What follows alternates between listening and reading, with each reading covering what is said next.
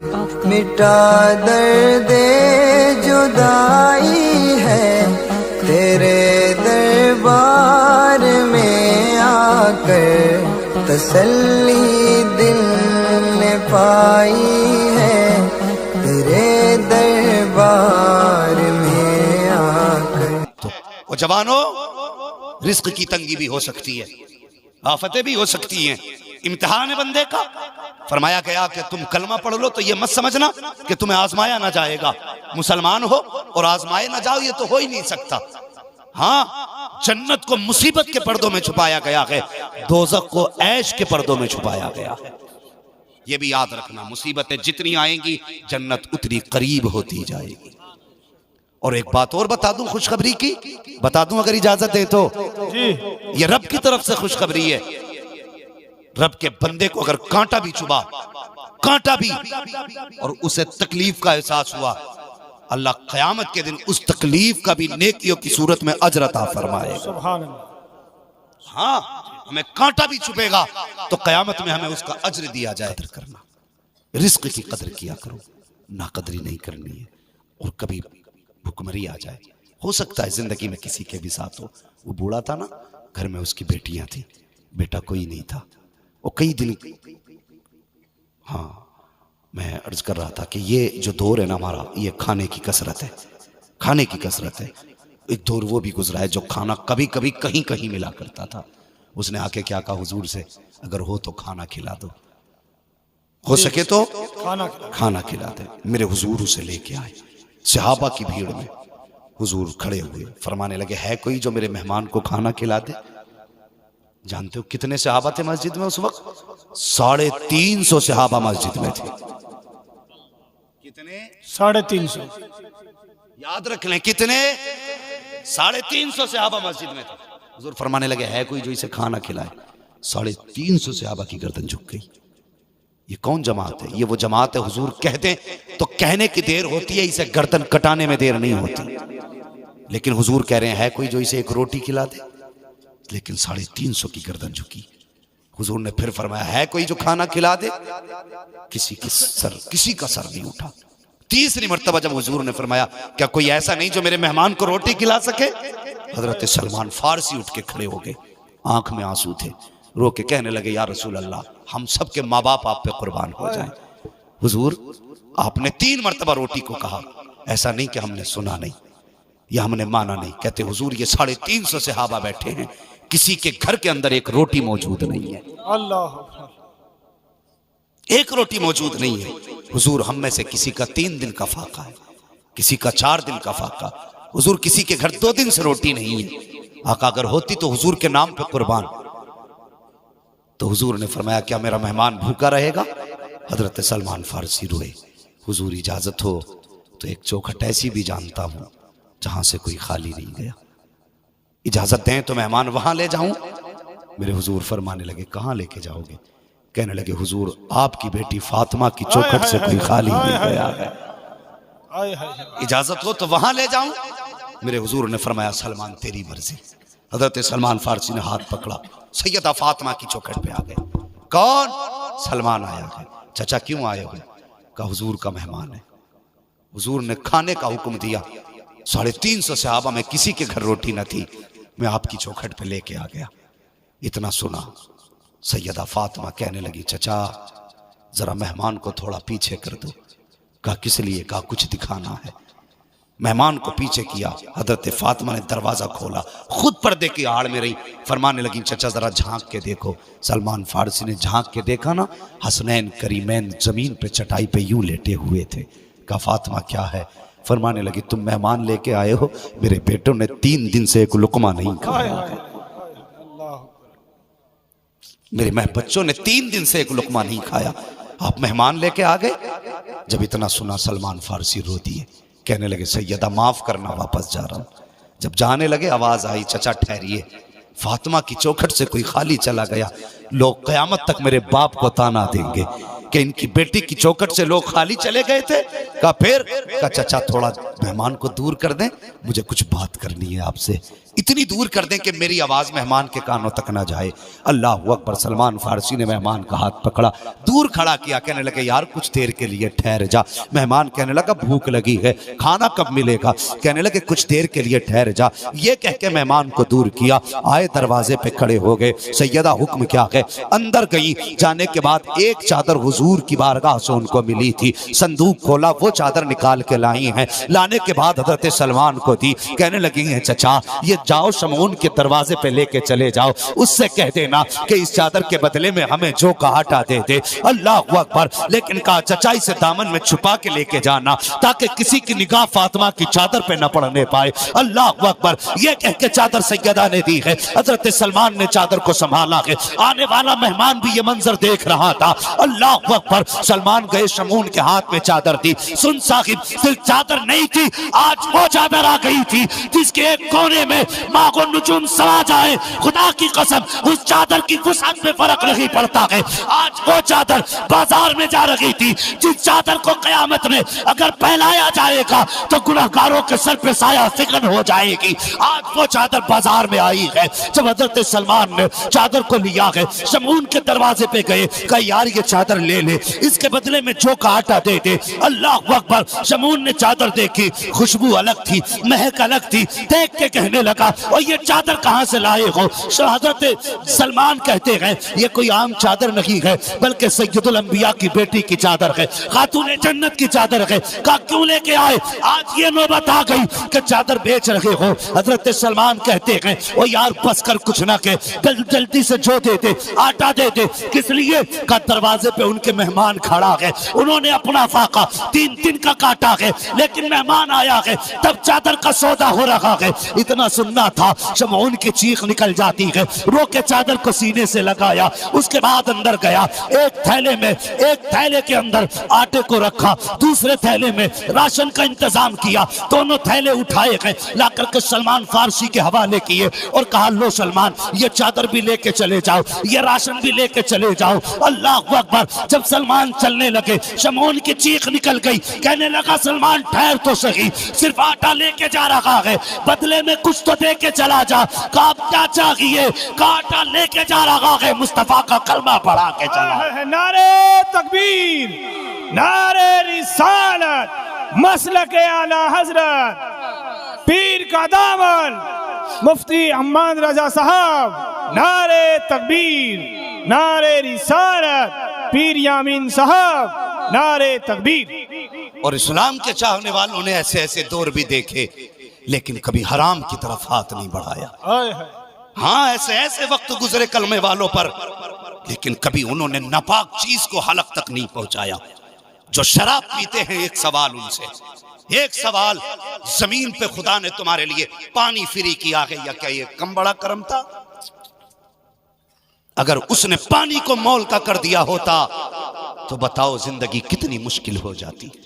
पढ़े लिखे लोगों से पूछो, इंसान की जिंदगी के लिए पानी सबसे ज्यादा है। सोचें, जो हराम चीजें हलक से उतारते हैं, गौर करें। जब बच्चा मां के शिकम में आया, हमारा जिस्म बनना शुरू हुआ, तो नापाक खून को हमारे जिस्म की जरूरत बनाया गया, और उस नापाक खून से हमारे जिस्म बने। मगर हमारे जिस्म में वो खून किधर से गया? मुंह की तरफ से। अगर वो खून मुंह की तरफ से बच्चे के चला जाए तो उसकी जिंदगी मुश्किल हो जाती है। ये पूछो डॉक्टरों से। लेकिन तुमने देखा होगा जब बच्चा पैदा होता तो उसकी नाफ काटी जाती है। अल्लाह ने इस नापाक खून को इस नाफ के जरिए तुम्हारे जिस्म में पहुंचाया। क्या वो इस पे कादिर नहीं कि मुंह के जरिए इस खून को अंदर पहुंचा सकता था?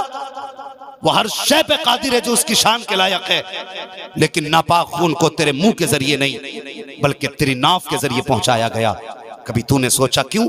इसलिए कि तेरे मुंह को उसने पाक बनाया, और इसलिए पाक बनाया तुझे एक दिन इस मुंह से खुदा का नाम भी लेना है, तुझे इस मुंह से मुस्तफा पे दुरूद भी पढ़ना है, तुझे इसी मुंह से रब की तस्बीह बयान करनी है, तुझे इसी मुंह से अपने रब की तकबीर भी बयान करनी है, तुझे इसी मुंह के जरिए मुस्तफा की नात भी पढ़नी है, तुझे इसी मुंह के जरिए कुरान की तिलावत भी करनी है। उस खुदा ने जब तुझे पैदा किया, जब तेरे जिस्म की जरूरत हराम खून था, तब भी उसने उसे मुंह से दाखिल ना किया, तेरे नाक के जरिए डाला गया। ओ खुदा के बंदे, अगर वो खुदा होकर तुझे नापाकी से बचाता रहा तो तू बंदा होकर मुंह को नापाक क्यों कर रहा? हाय हाय क्या तेरी जिम्मेदारी नहीं बनती हाय हाय कि तू नापाक चीजों से मुंह को दूर रखे? अगर नापाक मुंह कर लिया तो खुदा को किस मुंह से पुकारेगा? मुझे भी बता। खुदा के वास्ते अगर हराम चीजें हलक से उतार चुके हो तो तौबा कर लेना और अहद कर लेना, आज के बाद कभी शराब के करीब नहीं जाएंगे, कभी नशे के करीब नहीं जाएंगे, हाँ किसी हराम कमाई के करीब नहीं जाएंगे। बड़े बड़े गरीब मुसलमान हुए लेकिन फाका तो किया उन्होंने, लेकिन कभी उन्होंने हराम चीज को हाथ नहीं लगाया। हराम चीज को मैं अर्ज कर रहा था ना, वो बूढ़ा था, बाल सफेद थे, बच्चियां जवान थी, अब घर में खाने तक का लाले पड़ गए। बीवी कहने लगी मेरे सरताज, मेरे शोहर, ऐसा करो ना, आप मंडी चले जाओ, मजदूरी करो ना थोड़ी सी, और इतना तो मिलेगा कम से कम जो बच्चों का खाना खर्च चलेगा। बूढ़ा था, बाल सफेद थे, मंडी में जाके खड़ा हुआ। नहीं, जब घर से चला ना तो बीवी ने थैला भी दे दिया, लो ये थैला लेके चले जाओ, इसमें राशन ले आना। राशन का थैला बगल में दबाया, बूढ़ा घर से निकला, इसे कहते हैं कनीज़े फातिमा। जैसी दरवाजे के बाहर आया, बीवी छोड़ने आई, आवाज दे के कहने लगी मेरे शोहर जरा ठहरिए। देखा बीवी को, क्या बात है? मैं कहने लगी जा रहे हो? हाँ। कहने लगी हलाल का लुकमा मिले तो लेके आना, हराम का लुकमा मिले तो खाली हाथ आ जाना। हम बच्चों को एक दिन फाके से सुलाना तो देख सकते हैं, लेकिन इनको दोजख में जाते हुए नहीं देख सकते। इतनी बात कही ना, चला गया, मंडी में जाके खड़ा हुआ। तो हम बड़े चालाक लोग हैं, नहीं हम लोग चालाक, कितने चालाक लोग हैं, हम काम 300 का करा के रुपए 150 ही देते, इतने चालाक लोग हैं हम जी। मंडी जाते तो मजदूर देखते ताकतवर से ताकतवर, कि हाँ कि 100 ईंटें चढ़ा दे एक बार में ऊपर, ये सोच के हम मजदूर लेके आते हैं। और भाई जब मजदूर लेने जाया करना तो कभी किसी के सफेद बालों पे भी रहम कर दिया कर, हाय हाय, किसी की झुकी कमर भी देख लिया कर, वरना जब उम्र के सफेद बाल हो जाते ना तो फिर बंदा शौक से मजदूरी करने नहीं आता, मजबूरी उसे मंडी में लेके आती है। हक हक, मजबूरी में मंडी लेके आती है। आज हमारे पास वक्त की बड़ी कमी है, इतनी बड़ी कमी कि हम जब जाते हैं शहर में तो हम कहते हैं वो ऑटो पकड़ो जो जल्दी लेके पहुंचे। और भाई जिनकी औकात 3 लाख का ऑटो खरीदने की थी वो तो खरीद लिए, लेकिन एक कोने में तूने पैर वाले रक्शे वाले भी देखे होंगे, आज सुबह से शाम तक खड़े रह जाते हैं बेचारे, कोई उनके रक्शे पे बैठने वाला ही नहीं, सिर्फ इसलिए कि वो पैर से खींच के लेके जाएंगे, टाइम लगेगा। और सुन, अगर ऐसा बंदा तुझे कोने में खड़ा नजर आए, धूप में कोई रक्षा लेके खड़ा हो, तो तू जल्दी की सवारी न देखना, खुदा का बंदा समझ के उसकी सवारी में बैठ जाना। मैं जानता हूं वो तुझे 5 मिनट भले लेट लेके पहुंचेगा, लेकिन खुदा की कसम ये जितना लेट तुझे लेके जाएगा उतना ही खुदा जन्नत से तुझे करीब कर देगा। सुभान अल्लाह, सुभान अल्लाह। कम से कम किसी की मजबूरी का भी ख्याल रखा कर। ये है असली ईमान। और जो अपने लिए जीते वो कुछ नहीं है। मजा तो तब है जब दूसरों के लिए जिया जाए, जब दूसरों के लिए जिया जाए। और खुदा के बंदो, दूसरों के लिए जीना सीखो। मंडी जाया करो ना तो हर कोई चाहता हट्टा कट्टा हो जो बुनियाद आधे दिन में खोद दे, हैं? एक दिन में आधी दीवार बना दे। तो वहां भी हम ताकतवर काले बाल वाला लेके आते, और कभी सफेद बालों वाला दिखाई दे, उसका हाथ पकड़। अगर तुझे लगता है कमजोर है तो एक ताकतवर मजदूर भी ले ले, और जब हाथ पकड़े ना तो दिल में ये नियत कर, ये ताकतवर मेरी मर्जी से है और ये बूढ़ा कमजोर मुस्तफा जान रहमत की मर्जी से है। ये नियत करके उस बूढ़े को ले आ, भले 4 ईंटें कम उठाएगा, लेकिन खुदा की कसम अगर ये राजी हो गया ना तो पैदा करने वाला खुदा भी राजी हो जाएगा। हाँ, कभी ये भी ख्याल किया करो, ख्याल किया करो। और किसी से 300 का काम लेके 150 ना दो, अल्लाह क़यामत के दिन हिसाब लेगा। बाल बाल का हिसाब होना, जर्रे जर्रे का हिसाब होना, जर्रे जर्रे का हिसाब होना। तो वो मंडी में जाके खड़ा हुआ ना तो जो भी आता ना ताकतवर का हाथ पकड़ता लेके चल देता, ताकतवर का हाथ पकड़ता लेके चल देता। आखिर में ना जब इसे लगा कि मुझे कोई नहीं लेके जाएगा, इसने खुद कहा, ओ यार मुझे ले चलो, मेरे बच्चे घर में भूखे हैं। तो आने वाले ने कहा क्या करेगा? कहा जो काम बताओगे करूंगा। तो कहा कि तेरे बाल सफेद है, अब तेरी उम्र मजदूरी की नहीं। तो उसने कहा भले 10 रुपए कम दे देना, लेकिन मुझे भी ले चलो। लेकिन मफाद परस्त बड़ी जालिम है दुनिया, इसकी यारी पे कुर्बान मत होना। ये इतनी बेवफा है, जिस चारपाई पे तुम मरता है ना, तो तेरे अपने बेटे उस चारपाई पे बैठने तक में झिझक महसूस करते हैं। हाँ, तेरे उतारे हुए कपड़े तेरा बेटा नहीं पहन सकता, तो जिसके लिए अपनी आखिरत तबाह कर रहा है। ये बेवफा है दुनिया, ये किसी की नहीं हुई। मर के देख, जो चादर तेरे ऊपर डाली जाती है या तो किसी गरीब को दी जाती है या गड्ढों में दफन कर दी जाती है। ये नापाक हो गई तेरे ऊपर पड़ के। और जिनके लिए तूने हराम कमाया, लोगों के दिल दुखा के बिल्डिंगें बनाई, जब मरेगा ना तो खुदा की कसम यही औलाद तेरे बदन को हाथ लगाते हुए डरेगी। क्यों? अब तू हवा हो गया जो तुझे छू नहीं सकते। ये तेरे बेटे तेरे कपड़े उतारने नहीं आएंगे, पड़ोसी आएंगे कैंची से काट काट के कपड़े उतारेंगे। हाँ, इस बेवफा दुनिया के लिए मुस्तफा से ना बिगाड़ अपनी, इस जालिम दुनिया के लिए हुजूर से नाते ना तोड़। खुदा की कसम, जहां सारे रिश्ते टूट जाते हैं वहां से मेरे नबी का रिश्ता शुरू हुआ करता। हाँ, रिश्ते जोड़ने तो हुजूर से जोड़, हुजूर से जोड़। अगर रिश्ते जोड़ने हैं, खुदा की कसम, ओ लोगों, बड़ी बेवफा दुनिया है, बड़ी बेवफा दुनिया है। क्या ये सच्चाई नहीं है? मरने से पहले हमारे यार कहते थे वो तेरे साथ जिएंगे साथ मरेंगे। जो गोली तेरे लग रही होगी अपने सीने पे लेंगे। ये साथ जीने मरने की कसमें खाने वाले जब कब्र पे साथ पहुंचे ना, तो एक एक सुराग ढूंढ ढूंढ के बंद किया इन्होंने, एक एक सुराग के, ये भी बंद करो, ये भी बंद करो। जब मिट्टी पड़ गई ना, एक मिनट रुकने के लिए तैयार नहीं कोई। और तुझे क्या लगा तेरे जाने से इनमें कुछ कमी आ जाएगी? और जब तू चला जाएगा इन्हें और यार मिल जाएंगे, तू मर जाएगा और दोस्त मिल जाएंगे। बहुत ज्यादा याद रहेगा तू साल भर, फिर तुझे कोई याद करने वाला भी नहीं। तूने इनके लिए जिंदगी बर्बाद कर दी, और जो तेरे किसी काम के नहीं। काश जिंदगी हुजूर के नाम की होती, काश जिंदगी मुस्तफा के नाम की होती। इन यारों से बिगाड़ के मुस्तफा से बनाई होती। दावे के साथ कहता हूं, मर के कब्र में जाता हुजूर यहां भी काम आते, जब हश्र में जाता हुजूर वहां भी काम आ जाता।